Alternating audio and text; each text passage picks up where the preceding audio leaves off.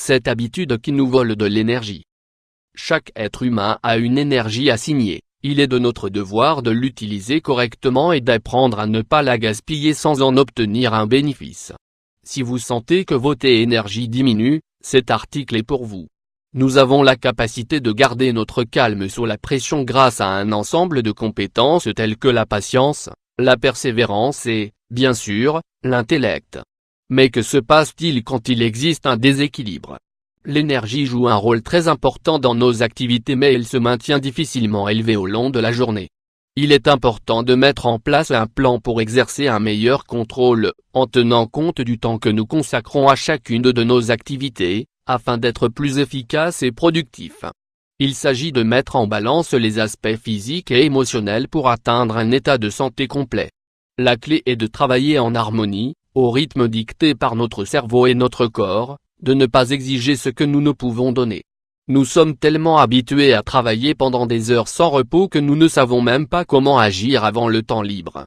Nous luttons pour accomplir plusieurs tâches, en laissant certaines inachevées. Voilà les habitudes qui nous volent notre énergie. Vous êtes un moyen d'évacuer. Il existe des personnes toxiques qui nous utilisent pour se débarrasser de leurs problèmes, de leurs aversions, de leurs peurs et de leurs frustrations.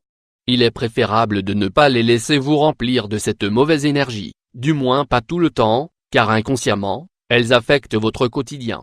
Vous avez le pouvoir de choisir dans votre monde avec qui vous souhaitez passer du temps. Peu importe votre affection pour cette personne, si elle interfère avec votre développement personnel, il est temps pour vous de partir. Cela fait partie du système naturel, chaque personne qui vous entoure ne fait que deux choses, elle vous aide à grandir ou à couler. Même avec de bonnes intentions, cela ne veut pas dire qu'elles vous font du bien. Commencez à réduire le temps que vous passez avec ces personnes. Vous ne tenez pas vos promesses. Pourquoi n'avez-vous pas tenu vos promesses?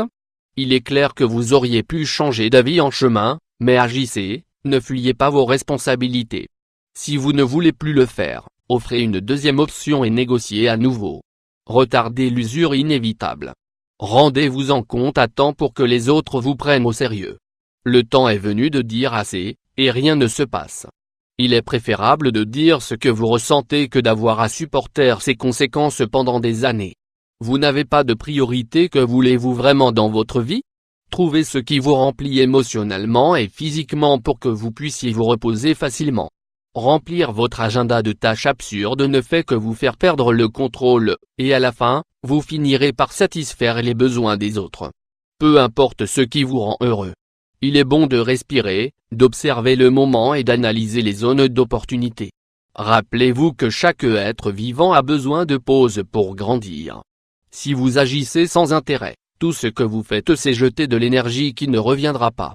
Votre maison est en désordre et votre énergie au plus bas. Dans un espace propre, bien rangé et clair, vous vous sentirez beaucoup plus à l'aise. Un endroit embarrassé de choses que vous n'utilisez pas provoque anxiété et apathie. Cependant, si vous voulez repartir à zéro, la première chose à faire est de donner vie à votre maison, de jeter les choses qui vous privent d'énergie. N'oubliez pas, moins c'est plus. Transformez votre maison en cet endroit où vous voulez toujours aller, où vous respirez de bonnes vibrations et pouvez vous détendre sans tomber dans la dépression. Par la monotonie des jours, nous oublions que nous sommes des êtres vivants.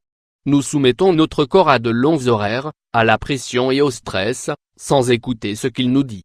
Ainsi, il est pratiquement impossible de suivre face à une telle demande. Vous devez prendre l'air frais, méditer et faire de l'exercice pour éliminer les toxines.